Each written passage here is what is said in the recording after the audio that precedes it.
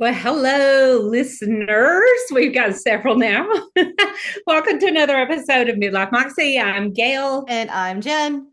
and today we have a surprise for both you and me because Jen has a little interview lined up for me. Now, y'all know we can be a little off the cuff and a little organic anyway. So when we have no plan other than what Jen's got in her pretty little hands, this could get crazy. But we know you guys like it when we're just real and Yeah. unscripted.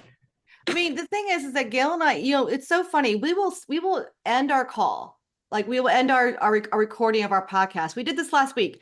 And then we are so jazzed up about the topic. We're still talking about it. Like, but now we're not recording anything. We're just still talking about it. So I was just like, you know what? I'm gonna interview. She always interviews me. I'm gonna interview Gail, and you guys are gonna get some insight on her style and philosophy, self-expression. And I really hope that you all enjoy this inside peek of Gail. We don't know where this is going. I surprised her with this right before we hit record. I'm like, hey, Gail, Like I'm going to interview literally you. within the last 10 minutes. Inside So Peak she of has no Gale prep, could literally no prep. be. That's how we like it. That's My we husband almost would laugh if I told him that was the topic because he would say, "Oh boy, inside crazy on the outside, but inside." oh, keep it clean, keep it clean. I didn't say he wasn't. Yeah, see, you're implying that. This All is right. Okay, well, are you crazy. ready? Gail, are you ready? Are you ready for my questions? I'm ready. Let's Okay, we're gonna warm you up a little bit. You ready? All right. So, when did you first realize that style could be more than just clothes? go. Gosh, I think I've always known that, to be honest, What because does that mean to you? Like more than just clothes? I knew from an early age how dressing in certain ways made me feel and how it impacted my confidence. I just kind of knew that innately, for Mhm. lack of a better word, that when I put on certain things that felt more like me or that I really liked, that made me happy. It made me feel better about myself. It made me feel good about myself. It made me feel confident to be myself more fully and more truly. I realized that pretty early on. And I also realized too in situations where I had to wear something that was uniform, like Mhm. Girl Scout outfit, ball uniform. I didn't buck that, but I always wanted to put my twist on it. Like I wanted to do something cute with my hair compared to everyone else, or want to have a different cleat that I really liked my cleats, or it just seems like I always wanted to there to be something different and special and very me about it. I didn't want to just be like everyone else's look. So you getting dressed at as early as you can remember has always been a form of self-expression for you. Yep, it really has. And I've always liked clothes and I've always liked I can remember earliest memories of like playing at my mom's house, and I remember Barbie dolls and paper dolls. Remember paper dolls? I I mean, love paper dolls. I love paper dolls. I'm like, we were literally taking flat lays of cardboard, and that's what we were playing with. But I love that, and I love mixing and matching it. And then I remember I got this Barbie doll, the one that had the wire in her hair. So it looked like you were curling her hair. And I thought that was fabulous. And I remember too, always thinking outside the box about things because I remember my Barbie's hair getting tangled and my baby dolls. And I remember figuring out early on that I could put some lotion in their hair and get the tangles out. Oh my gosh. Do you know what I did when that happened? Body lotion. No. Because see, Gail's like, how do I style this to make this look super fab on my baby doll? I'm like, scissors cut. You just whacked holes in their hair. Did you know I that they didn't did. grow back? My mom was just like, "Ah." And no, listeners, I did not want to be a hairstylist. That was not it. And my mom was a very practical person. She hardly wore any makeup. So I really, like, my family's always looked at me like they picked me up off the side of the road. But I look like my mom, act a lot like my dad. And so there's really no denying it. Plus, we got the DNA back on the end. But I've always been there wasn't like I had my mom or that I was just brought up that way.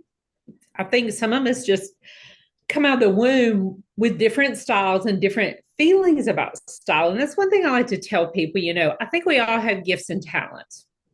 And a lot of the women that I work with in my personal styling business and a lot of your color style clients are very successful women in various fields, medicine, law, accounting. We're talking top of their field, cream of the crop. And sometimes we think if someone's good at one thing, they're kind of good at everything. Oh, she's smart, she's great. Some of these women have absolutely no style sense, Right. none. And I always tell people that no one should ever feel badly about that. Just like I am not an attorney or, a research scientist, they're not stylists. And the gifts and talents I've been given are innate to who I was when I came out of the womb. If you don't like it, take it up with God or whatever you believe in. And you can, I really do believe though that if all of us could think back to when we were children and the things that we truly enjoy doing, like that is part of our core values. And for you, that is just part of who you are. Like you said, innately, it is just who you are. it Like I was really is. drawing pictures like growing Yeah, up. you were over there drawing. I was Yeah, all the terrible, time. All the terrible. time. But I just want people to understand just because you don't have innate style, one, Right. you can learn, because that's one thing I love about your color style and my styling services. All of everything we do has some education tied in there. We don't just throw things at you and say, here's the way it is. We tell you the why, we teach you the how. And Yep. I think that's one thing that makes our company really different. It makes me really proud of our company because we are um, enabling women, Yeah. empowering women to do Empowering them. things Yep. themselves. So, what I like to say to people, just like I pay an accountant to do my taxes, you accountants need to pay me to do your shopping and put your and it's just a trade out. But we've been taught for a very long time that anything we can't do that makes us less than, and that's just not true. That's not It's true at all. true. Right. I can't 100%. bake cakes. To me, to make a box cake and it turn out and look halfway normal would be an accomplishment. No matter Well, what, I am not good at it. But I'm going to say something else about that, about our personas. And you said born with, what was it? I don't know. Go, But go ahead. It'll come back up. oh, yeah, it'll come back up. All right. So next question. If we looked at photos of past Gail, what would your style say about you, about where you were in life? It's funny because this does tie into what I was going to say. Yeah, yeah, that's why I was like, let me ask this. I Yeah. did not grow up a prissy girl. I did not grow up the pretty girl. I was never the homecoming queen. I was the last one to have a date for a dance. I was just not that girl. I grew up a jock. So some people find it surprising that I grew up a jock, somewhat a tomboy, and then here we are now. But I always had this interesting mix of those two sides of me, and I really felt like they could be blended together. Like I could have a cute little braid in my hair to play softball or whatever. But you can see as early as middle school me starting to push the bubble a little bit. Like I remember I was one of the first ones to wear Bermuda shorts. And I think actually that may have happened as early as like the fifth grade because I remember being made fun of. I had on Oh, Bermuda shorts and then remember the India moccasin trend. yes. Both. I remember always wanting to be the first one to wear a style. Once everyone else has it, I'm kind of done with it. And I think we're just naturally that way, one end or the other, because like our daughter, she will not wear something till everyone else has it. And she doesn't want to be different at all. She wants it just like everybody else's. The same color Birkenstocks, the same style. I don't want that. I want something a little different. And I can remember, I'm pretty sure it was fifth grade because I remember specifically this instance waiting on the bus to pick us up and I wearing the Bermuda shorts and the edgy coming style and people making fun of me. But I always thought, well, you're just revealing your stupidity because I'm ahead of the curve here. But my mom wasn't one to go out and buy me a lot of things. So I had to be very careful. And so a lot of times I think that made me choose something that was really a little more across the board because I wasn't going to have a lot. So I had to really come with a pow.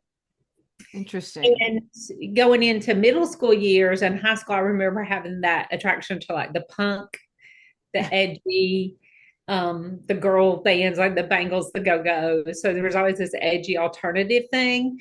I was attracted to that kind of music and also that kind of style. So it was almost always something a little more, a little bigger, a little bolder, a little brighter, a little more something. So then after high school, starting in your 20s, if you think about your style from in your 20s and then in your 30s and then 40s and now, what has changed about your style? How has your style evolved over the decades and what has I stayed the bought same? into this. I bought into labels. Like when I became a mom, I thought I needed to dress a certain conservative mom looking way. I remember this was my iteration when I wore mom jeans, kids tennis shoes, and a top, and Mhm. probably my bow up, my hair up in Yeah. some. It really was not me, but it's the way I thought I needed to look or should look in that period. A little more conservative, a little more, and then um fast forward to like I worked in medical for a while, for about 10 years. I worked in medical and we had to dress in certain ways. But like I said before, I always tried to bring a little something like we would have to wear a lab coat with a logoed shirt and white pants, kind of that scrub kind of look. But I would always try to pick a cool pair of shoes, cool earrings, something to change that up a little bit. I didn't want the shoe everybody else had. So it's always been that something a little different. That when I got into midlife, I had just this itch to be myself and return to who I was and express myself as I truly am. I didn't feel like I needed to dress like everybody else. And so I feel like a lot of our clients and listeners are midlife. That's Mhm. how when we do this podcast like we do. And to me, it is a time of renaissance. And I really think it's a time to throw off all those labels you've been given. Oh, I was an accountant, so I had to dress like this, or I was a mom, or I homeschooled. Oh my gosh, you used to be in homeschool circles and have my personality. I stuck it like a sore thumb. They thought I was a crazy pagan idiot. Um, so when I didn't feel like I had to live up to somebody else's labels or do what they said, even many of you know I've been with Mary Kay for a very, very, very long time. And within Mary Kay circles, there was this thing that we need to dress a certain way. And it was the way Mary Kay said. And there's a lot of people in that camp that still subscribe to the fact you can't look professional in pants and we should wear skirts because that's what Mary Kay asked. And I always go toe to toe with people. I'm like, she said that in 1982. What are you talking about? Right. And I've always uh, through the seasons, I've always been willing to push the bubble a bit, wear the thing that nobody else was wearing. When the company said, "Oh, you no longer have to wear pantyhose to events," which that was a thing. They asked us to wear pantyhose. I mean, they couldn't make us because we are independent, but I was like, as soon as they did away with that rule, I was one of the first ones to show up without pantyhose, and people were aghast, aghast. And then I went through because we had these suits we wear in our director level that were all the same. But of course, I couldn't settle with that. So I remember one year we had this royal blue suit, and I had royal blue fishnets with an open, about a 1.5 inch weave on them. So they really looked like a fishing, like a net that size you would fish with. And they were royal blue, and I had these blue suede slingbacks. And I loved it. People still talk about that outfit to this day. They're like, "Oh, I remember those shoes and hose you had." And I'm like, yeah, they were fantastic. Didn't you love them? And they're like, you could tell it made them very nervous when I came in. I loved it. And I would not change a thing about that outfit. But over time, confidence as we move into that midlife space to be ourselves. There's not many things that if I like it, that I would say, oh, I'm not going to wear that because it's what someone else would say. That's just not a part of my vocabulary now.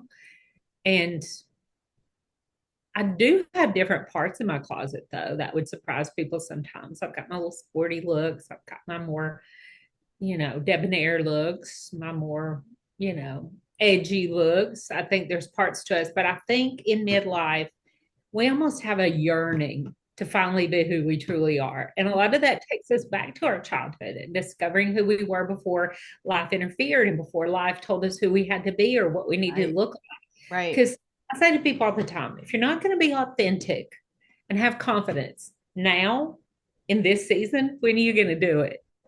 I also think that a lot of women, or I'm just going to say people in general, not necessarily just women. We talk to a lot of women. We say be authentic, be yourself. I think that's a struggle.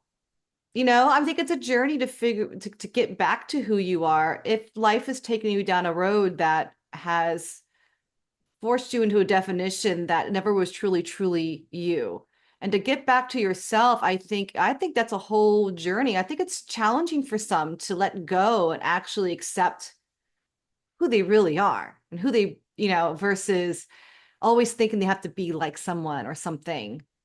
You know what I I mean? think we fall into different camps. I think when we get to this age, some of us are like, okay, I'm tired of having to be what I had to be Yeah, for everybody. I'm ready. And then right. some of us are nervous because we feel like, well, without all that, mom, Yep. soccer mom, the job, who am I? Yeah, What is my, exactly. and so I think we fall into two camps. I think fear is a part of it for a lot of people. Hmm. Also, the more you have depended on it, or your vocabulary and your mindset include words like should, Right. I think that is sometimes hard to let go. Like what you think you should wear, what you think you should do, how you think you should look. And I find women that are so afraid to just put on a shirt and see what it looks like. They're like, oh, that is just not me. It's okay if it is not you, but it's shocking how many women people like Jen Bags that I shove into a dressing room or a virtual situation say, just put it on. I mean, people act like it's permanent. They're going to put this on and they're just going to die. If you absolutely know something's not your style, that's one thing. But when I'm looking as a stylist and I know this fits your style words and is going to help you get to the look you want, you just can't see it, then that's where I push. I'm not pushing them to be something they're not. Right. I'm pushing you to give you what you want. And some people, those two are far apart. Yeah. But there's a fear in there that I have trouble to understand because I'm like, just try it on. You can take it right back off, even with makeup. Just do it. Just try it. Nobody's going to die if you put on a bright pink lipstick today. But like you, let's take you for instance. When we were in that store that day and you're trying to fight me on this top that I know is fabulous for you, what were you thinking to yourself? It's too much. It's Which one? The orange one we finally got? That Mhm. one or the sweater that you did not get?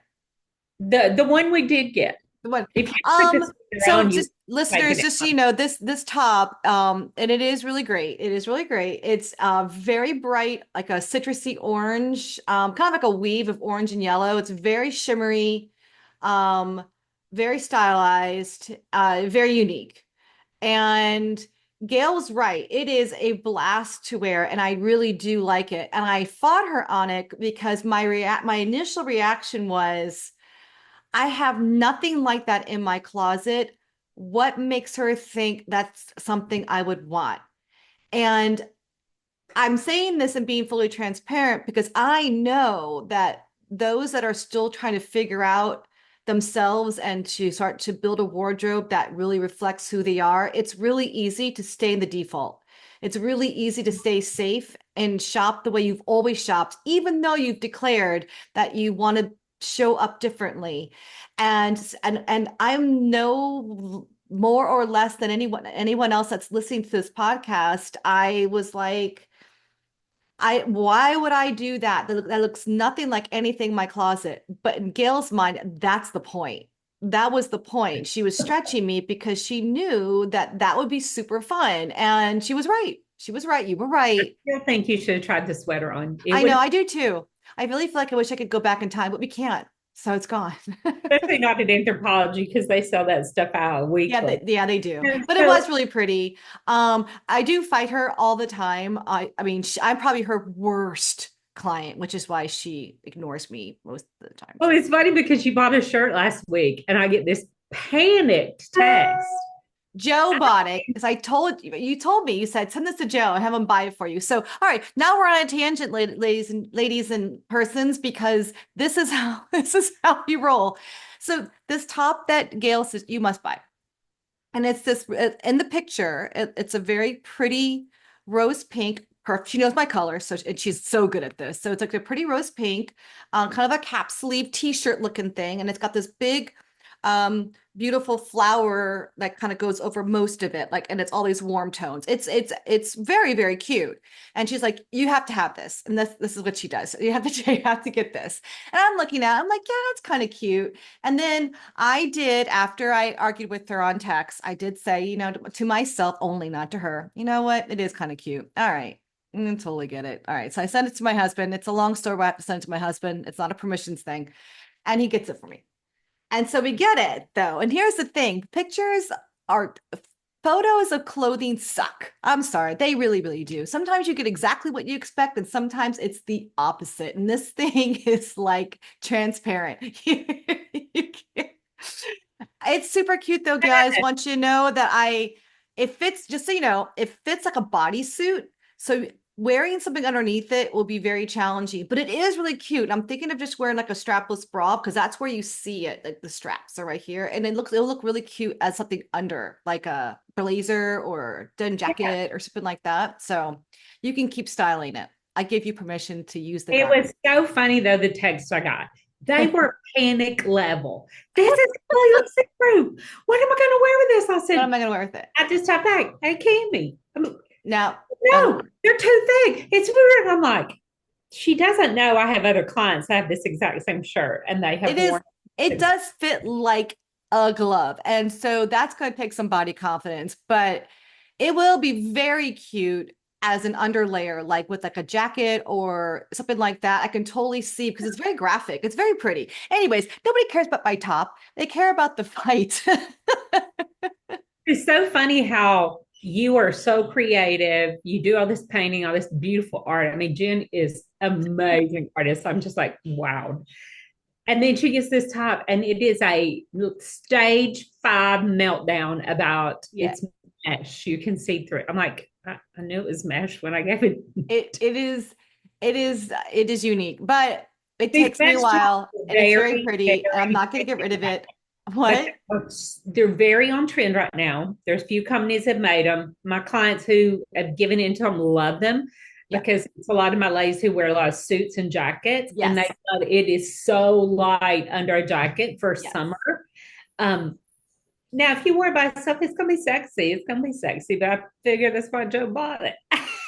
No, it doesn't look sexy. It looked like more like a t-shirt type of thing. As I said, I fought it, and then I realized, well, wait a second, Gail does have master plans and she does like a project. So I was like, okay. So I put it on. I'm like, okay, can't wear it with this existing bra, or I can fix that.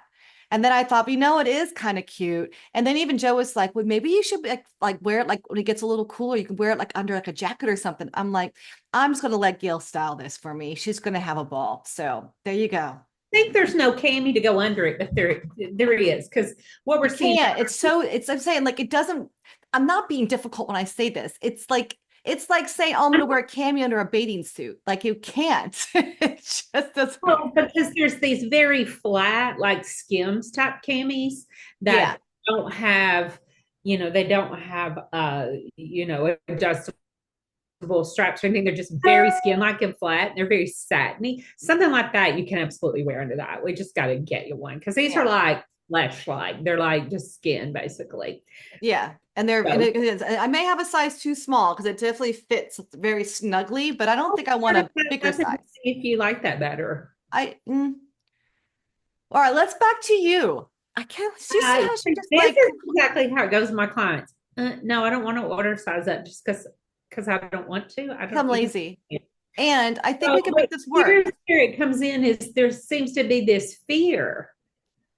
I'm not afraid of going to size up. That's not it. I don't really care. Trying something that's different, or there's almost this fear of stepping into your authentic self and who you are, because you've lived somewhere else for so long. Yeah, I think, I mean, I would agree with you. And as I'm saying, like I'm speaking, you put me on the spot, but I'm a great example of that mindset of shifting to seeing yourself differently and allowing someone that sees you, sees your true self, and is trying to help you express yourself in that way.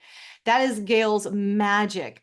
The women, when they listen to her, they just shine because you can see it in the way they take their selfies. They just feel really good about themselves. And that is because they have moved past that resistance stage. I think there's just like a phase of resistance for a lot of people who choose to work with a professional stylist. It's like they pay and invest in it, but then they still don't want to. Change is hard. For women, most of it is rooted in fear. They're afraid of, some women don't want to stand out. I've always wanted to stand out, but I do recognize that everybody's not like me. Some women don't want to stand out, but they don't want to stand out on the bad end either. They want their style and their fashion, their clothes to be good enough. Stop licking me, the dog. Dog. Want to be good enough that they don't stand out in a bad way, but they're afraid to stand out in a really good way too. They don't like risk, they're risk averse. And Yeah. that's just some people's persona. And I do work with that to give people, I'm not trying to make everybody look like me. I think that's what some people think with a stylist. They're going to get, we're going to Oh make yeah. you. No, you definitely don't do that. No Oh, way. Besides, you know what? Gail is she loves being so unique that she would never dress no. someone like her. If you'll start all looking like me, I'd have to change it up, you know. But Could you imagine you like have all these client photos and they all have big earrings and hot pink? yeah, that would And be they're like, scary to what me. is what's wrong with your clients? They'd be like, your clients are getting kind of weird. But back to this fear thing, because I think it's a very big thing for midlife women to, why are you, she is chewing my desk. Oh dear Jesus, this Okay, dog. well, people cannot, if they don't watch you on video, they don't know, they don't. The dog.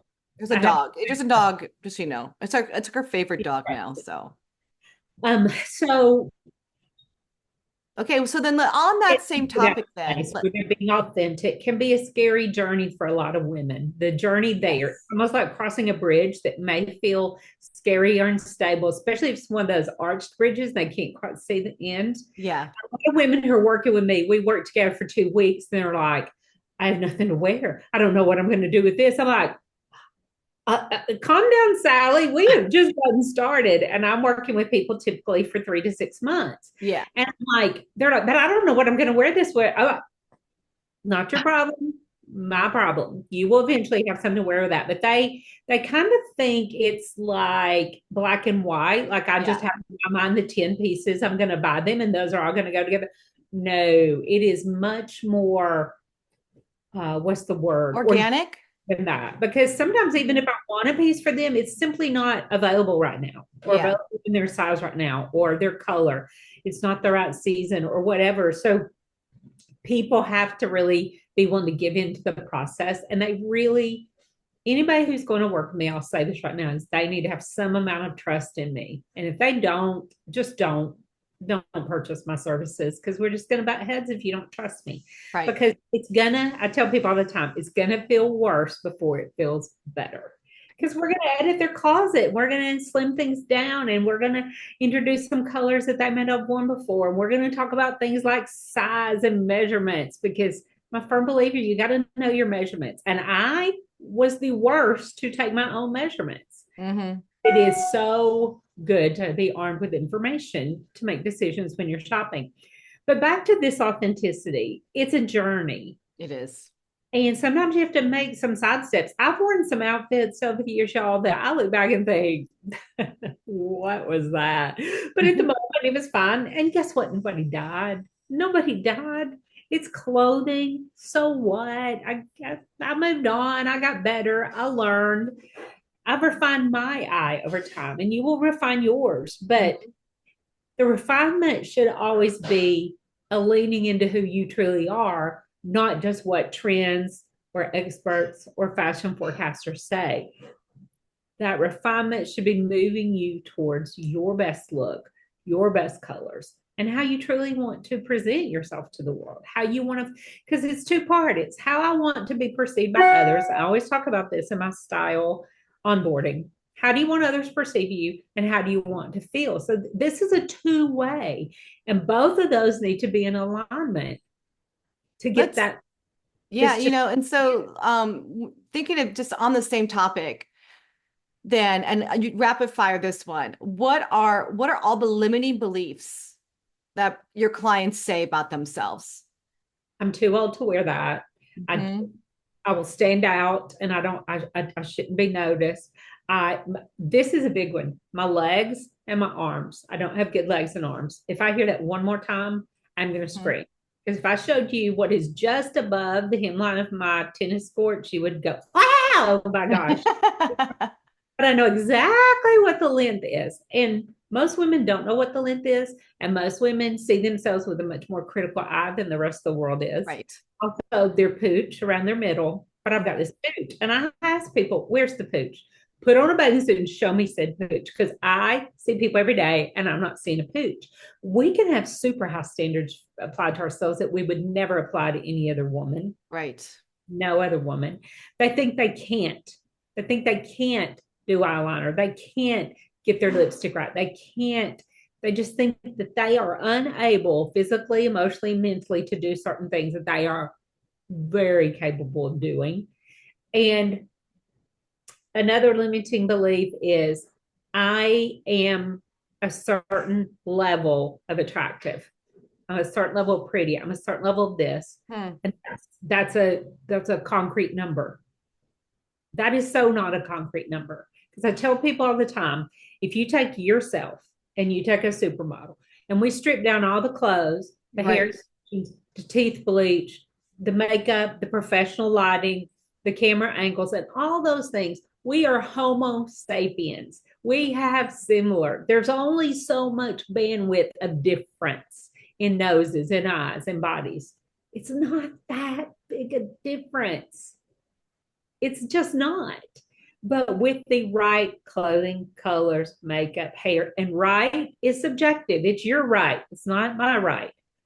But women think they're not as pretty as the next person. Oh, she's just pretty. Hmm. Well, let me just tell you about her. I know what she's done, and I know what she's perfected about herself to look that way. But you think she just fell out of the womb that way with something you don't have. That's one of the biggest limiting beliefs they are, that they're not as I pretty. think, yeah, I think that that comparison game can really beat your self-confidence down. And beauty is subjective. There's different kinds of beauty. There's natural beauty, there's glam, and I have different looks. My look that I feel good in for pickleball is very different than the look I might wear on a date with my husband. Hmm. Um, I really want my clients to feel confident in all areas of their life. I want them, if they want to wear makeup, I want them to be comfortable wearing makeup. And one of the main reasons a lot of women don't wear makeup is they don't know how to. They don't know what to select. Because I had a client tell me recently, I don't. Then the next time it came up, she said, I've never figured out how. Hmm. Those are don't want to and don't know how are vastly different. If you truly don't want to, don't. But if you're holding yourself back because you think you can't or you don't know what to do, that's fixable. That's easy. And we do that a lot of times as women. We just accept what we don't know as the end all.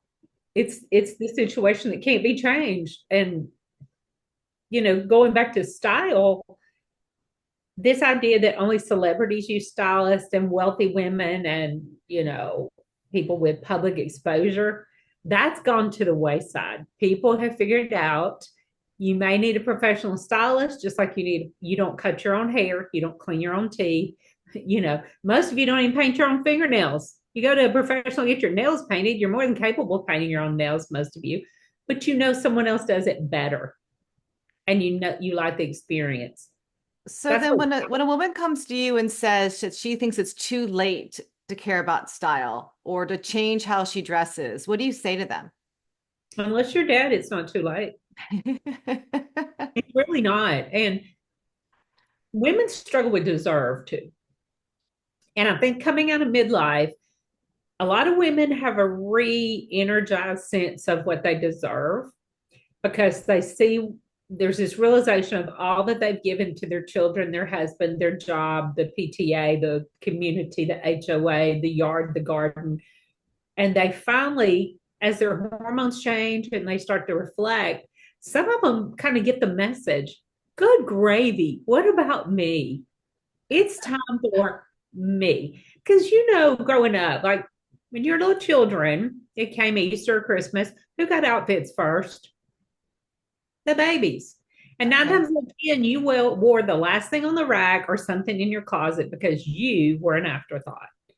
And that's the way we spend a lot of our years between our 20s and say our mid 40s is taking care of everybody else. Right. But if you study hormones, and there's some great books on this, and we talk about it in some of our early episodes of this podcast, our hormones gear us towards different behaviors during certain times of our life. And once we get our menses, we are programmed chemically, metabolically to seek a mate. Then once we have a child, we are programmed metabolically, hormonally, all these chemicals to mother. And when we go through menopause, that shifts back, and those motherly hormones are not as existent. It doesn't mean we can't be a grandma and stuff like that, but that is not what we are just driven to do every minute of the day. So there is this clarity that comes about in our brain that allows us to now focus on ourselves in a way that Mm-hmm. we were not programmed to do. When I heard this from a research scientist who was on the podcast in the earlier episodes, I was like so relieved because I'm not that person that sits around and pines to have a passel of grandchildren. Grandchildren, my husband already has them. When they come, great. When they leave, great. But I don't sit around feeling like I'm not complete without rocking babies that are taking care of kids. And when I found out that that was my hormones are not gearing me towards that right now, that made me feel so much better because I was kind of feeling guilty because some of my friends did feel that. And I no longer felt that. I'm like more than 5 years post menopause. So Honestly, we, I've never been a huge, you know, baby kid fan, even though I mean, I am a mother, I've had kids, but I've never been that person that, oh, I want to hold that baby, or oh, I can't wait for my kids to have kids so I could be a grandma. I've never had that. Like that's part my of my kids hormones must be just having kids. low in general for that. The thing I look forward to most of my kids having kids is them getting back everything they gave to me. Revenge is Excited sweet. about my kids having kids and buying them cute clothes. But I say all that to say is we are chemically, mentally, emotionally, hormonally, every way you can. Once you're in menopause in this midlife season, you are different. You are not the same, and you're not going to think the same thoughts or have the same feelings. And what most people realize is, gosh, my life's half over at best. It may be three quarters. And I have been doing the shoulds. I've been doing the responsible things. And look, that doesn't mean you haven't done things you wanted to. Don't get me wrong. And Right. some of it have been absolutely true to ourselves during that season, but it is hard. It is hard. Demand. 100%. But now there's this, I feel this freeing sensation the last, say, 5 years. I have felt free to absolutely do what the freak I want to. I almost said a bad word. Uh, to do what I want, be what I want, read what I want, listen to what I want. I don't feel like I'm answering to anybody. And our style evolution should go along with that. And Right. it match who we are now and who we really are. The dream would be that it matches all of our seasons of life and we always have authenticity. But the truth is most of us don't. Yeah. Now, it doesn't mean that's bad because some of you dress well enough. It's nice, it's fine. Is it fabulous to you? It may not be fabulous, but there's nothing really wrong with it. But it's probably ordinary. It probably comes from one of three stores, and you probably buy whatever they have on the mannequin. So it's not that it doesn't match or that it's bad, but is it really you? Right. And Right. stylists really get into the minutia of making it really you and developing a closet that works for you with ease. And I think in midlife, one of the things we most want is ease. We don't want things to be hard anymore. Right. All right. Oh, We're going to talk okay. about you. We have two, I have two really fun questions for our listeners. Are you ready, Gail? First one, what three words would you describe your style now? And do they reflect who you are inside? Oh yeah. I think Fun, so too. I want to hear edgy, your words. different. Fun, Hmm? edgy, different. And I would say also, what's that word? When you don't mind to pick at something that's is sensitive. What is that word? When you don't what? When you don't mind to pick at a sensitive topic or bring up a sensitive Oh, just thing. uh What's that word? bold? No, No, direct. no, I'm all those things. I know. I like to, another word I like to be cool. I like to look cool. I don't want to look old. And not that old is bad, but I want to be the cool old person. I want to be the Iris Apfel. I want to be that person. I Mhm. don't want to wear things because I think I have to because they're old. Now, do I want to dress like a teenager? No. And there's some things that just don't work for my body or my personality that feel just like someone trying to be young. Being hip and cool is different than being young and youthful. Those are Mhm. different things. Oh, what is that word I'm trying to look for? But I don't mind to push the bubble. I don't mind for people to talk about me. If Right. people talk about me, then good. I'm living rent free in your head. If people turn their head when I walk in a room based on my outfit, good. If So you're ever so you're God, outgoing, you're outgoing and pushing the bubble in your style, and that's the same as how you would describe your personality. I'm always pushing a bubble. You are Um, pushing a button. I think that's how we grow. Hmm. I'm trying to find that word Oh my when you gosh, I'll help you. do. Word, what is it? Word that You defines don't mind it. Provocative. That's provocative. it. Just came to me.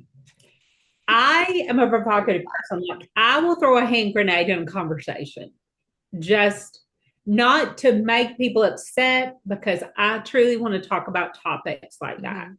I want to talk about things that matter and that are sensitive and that are passion filled and that are real. And I think I dress that way too. Like not provocative from a sexy standpoint, just to notice this skirt I've got on, ask about it, Yeah. look at it, like it or don't. Sometimes when people don't like it, it's actually a compliment to me because their style is so bad. Like when my brother is just astounded at what I've worn, I actually feel good because we could not be more different. So if he's not a little bit taken aback, it wasn't a good enough. It wasn't good. It just wasn't. If nobody says anything, I go home thinking, well, that was a bad day. So that's what I mean by provocative. I'm going I to like push it. the button. I like the attention. I like people to ask, see where I got something or comment or even say, that is one unique skirt. That's fine if I want to say that. Like some of my best friends are horrified. Like they're concerned. Every friend's not liking me. They would not be caught dead in my clothes. They just wouldn't. It's not who they are, but they also allow them to dress them because they know I have the ability to see what they're trying to do and what Right. their take is. Right. Right. All right. Well, see, I think that whole response that Gail just gave all of you, that, in my opinion, is the definition of authenticity and self-expression. When you know yourself, I mean, in my opinion, when you know yourself, the clothes that you put on, the colors you wear, the makeup, how you do your hair, it should all reflect that. You should, there was an exercise I had done when I had my life coach where one of the questions was, when someone walks into your house, do they immediately get a sense of who you are and what your values are? And I feel like it's the exact same thing when someone walks into your wardrobe or sees you dressed out in public, you've put an outfit together, they should get a sense of who you are. When Gail was dressed and goes into a room, you know exactly who she is. You know exactly who she is, or you make some assumptions, and most of them will be correct. Because she's bright and she's bold and she's bigger than life, and it loves the attention and makes best friends within 3 minutes with everybody in the room. Yeah, I don't want to That's who you be are. a person that people feel intimidated by because I have been told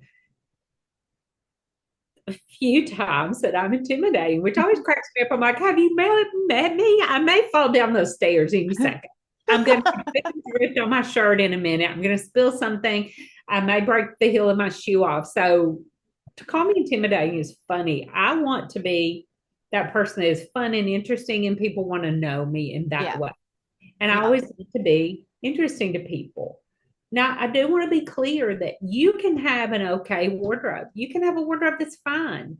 Mhm. Question is it you? Right. And Right. that's going to be that kind of fine tuning is what a stylist can really do for you. And you're not going to look like every other single person in your office because that's what a lot of people do. That the clothes are fine, but they're not making you feel like yourself. They're not. And I love the idea, like even women who work in very conservative environments, to sneak in something that is innately them that might seem not the ordinary for that situation. It's a piece of Right. artisan jewelry, it's a special shoe, it's something that makes her retain a piece of who she is in an environment where she's feeling like she has to dress like everybody else. I love that's one of my favorite little tricks. And they love it too because they're sitting there with, this fuchsia shoe on Yeah. with a navy suit, but on top they look super conservative, but they know they've got that great shoe on and it makes you feel a certain way. And y'all, with authenticity comes confidence. Yes. I think people think confidence is only being the smartest or the best or this, but there's something very enriching and fulfilling and grounding about knowing who you are, knowing what you want, knowing how to express yourself. It doesn't mean you know everything, but knowing yourself is more important than knowing everything. Right. And when you're able to express yourself in that way, you don't walk out the house thinking, oh my gosh, does this look good on me? Oh my gosh, are they going to like this? You walk out the door thinking, I love this outfit. I am so happy to wear this outfit. And I just want to clarify for our listeners, Gail's giving a really nice example of, a navy suit with, some fuchsia pumps.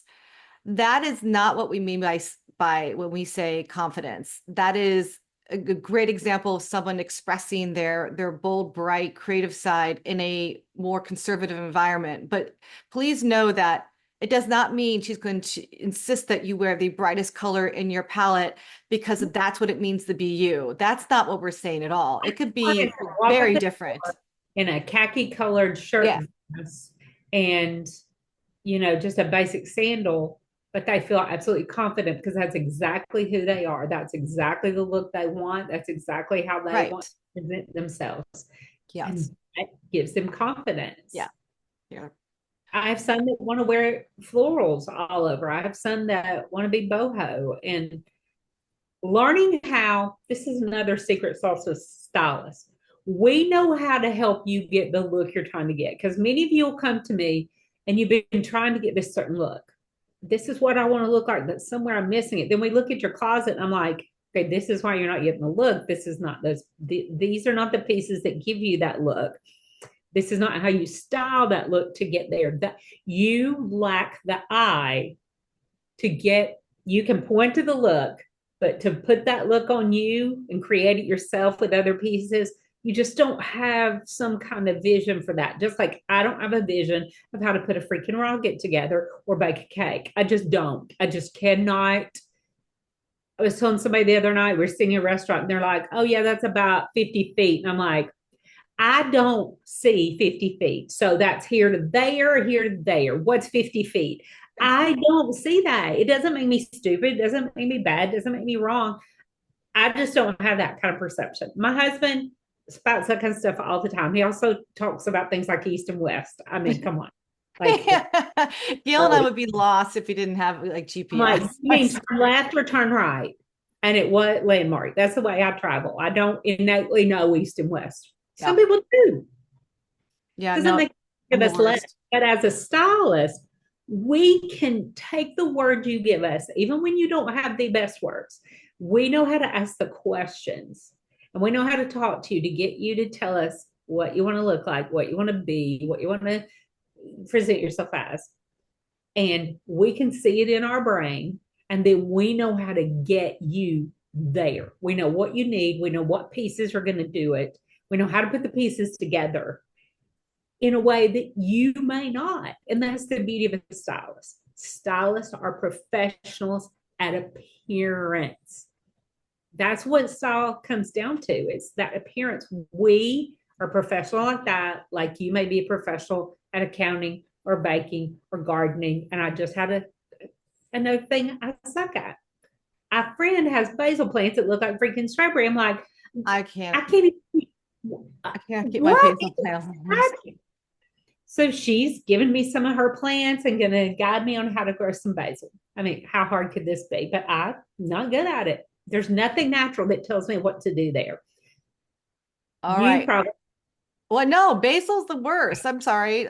Talk about a tangent. That's like it's not the worst. It's just the hardest plant to keep alive. I had one that got finally got to be like almost like a bush, like a shrub, and then it got some kind of disease and died within like a week. I'm like, I've never even gotten near a shrub, I was not near. like, oh, I was pretty proud of myself how far I got. Yeah. So I mean, people, there's people that like my friend Martha, she's just a gardener. She knows what to pinch, how to pinch, facing the sun, how much to water. That does not make sense to me. I can't. And people say, oh, you can learn it. Yes, I can. But that feels like a super heavy lift to me, just like you learning how to put together outfits and yep. colors sounds like a heavy lift to you. My clients will always say to me, they'll say, hey, can you style me some looks? And 10 minutes later, I'll say, check your looks. And they're like, what? How did you already put together 7 looks? And I'm like, yeah, I All just right. So clicked the let's wrap up button. with one last question because I think this is a good one for the like a wrap up. What's one style rule every woman should break if she wants to find herself again? That's a big one. We'll read it again. I'm trying to think the style rules that I hear a lot. I think you should What's break. one rule they should break in order for her to find herself again? I really think you should throw a lot of whatever you style rules you have in your head. A lot of them you should just throw out the window because like people will come to me. Some come Yes. to me with spreadsheets where they've done a ton of study and style, and I'm like, oh no, oh no, because I know before I get her to where she wants and needs to be, I've got to get rid of a lot of this that someone has told her. And almost everything has, what's the word? Rarely is a rule just a rule Right. that it applies across the board in every situation for every person. Right. Your rules can really trip us up. Guidelines, yes. Suggestions, yes. But like, here's a good example. People say things like, oh, if you're plus size, you should wear an ampere waist. That would be great. I looked pregnant in an ampere waist when I was plus size. So there's Right. so much minutia and so much detail that comes into styling because you may be a pear shape, but a petite pear shape is different than a tall pear shape. And I've got different things to work with on her. You may be, your measurements may say you're a pear shape, but you actually don't have wider hips. You have a booty in the back. That's a different thing. And we're going to style that differently, no matter what those numbers and that rule would say about dressing your body. I know something, and that's why we have to ask more questions. We have to look at the pictures. We have to consider the sum of all these parts and not get hung up on a rule like you should wear a v-neck to make you look taller. That the rule, people misinterpret the rules. Yeah, I do too. I would completely agree with you. A lot of our customers come to us wanting the rules because they think that that's going to simplify things for them. Well, if you could just tell me what the ideal shape is of a top, then I know what to do and I can go forward and go shopping. But it are so much, Gail's saying, so many nuances. It's not so simple to go, yes, this is the rule. The rule is this. We Or just it's the same with the color, right, Gail? Like what's my best pink? Well, okay, well here's a best pink, but you have like 10 of them. So, because there's a range. Well, And it's here's the your same best pink thing. in the dead of winter when you're pale, and here's your best pink when you've got a little sun Yeah, too. but I mean, It's there's a cool, range baby. in there, and it's just, I think I would agree with that statement. I mean, we want the question was one, but there is no one. I think it's basically be open to not having rules, be open to guidelines and strategy, and an open mind, I would say, right? Say in life that sentences that include the words never and always are Yeah, often false or yeah. flawed. Because like even when people say, like I'll show them a sweater and it has a crew neck and they're like, oh, I don't look in a crew neck. I'm like, what if we put a collared shirt under that, then creates edges and openness up there? Or hey, what if we wear it with this really bold necklace? Or hey, what if we wear that with a V-neck blazer? Now you may have the crew neck shirt, but you got the V on the blazer you create. So these rules are just not, they can be guidelines, but when people grip them so hard, they do it with color too, Jen. And Mhm. here's They the thing about, do.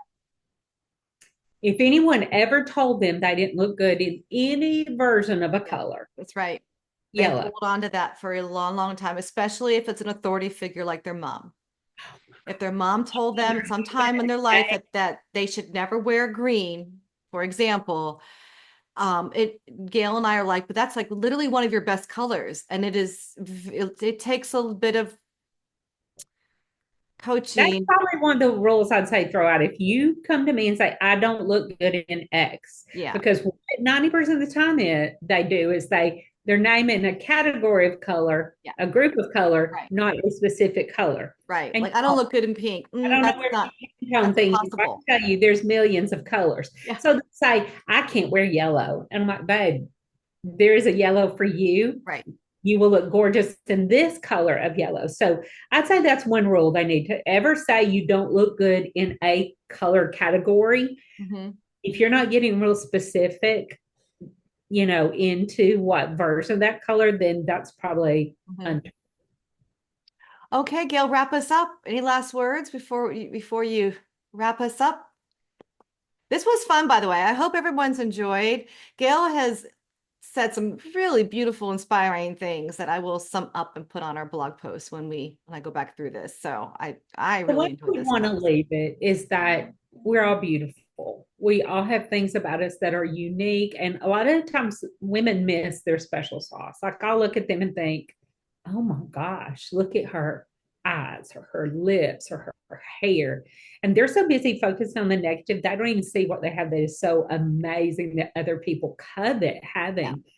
And they don't see the specialness of what they have. We have a hard time looking ourselves objectively because I'll have women, even looking in the mirror, we have a hard time seeing the good or the bad. That's how we get blush blindness. And we walk up the door with our eyebrows, one's up here and one's down here, because we can't even see objectively. We have to train our eye to see objectivity and see what's pretty and see what's not working.